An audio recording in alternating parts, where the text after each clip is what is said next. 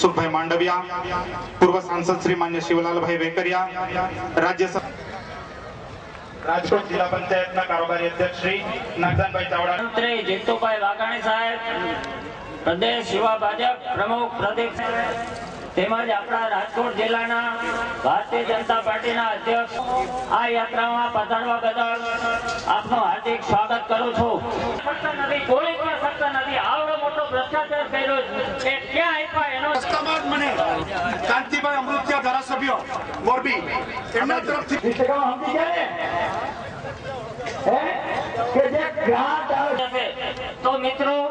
આજે દિલ્હીની સરકારે 2% વધારો કર્યો, એના માટે કેમ નથી કોઈ બોલતા?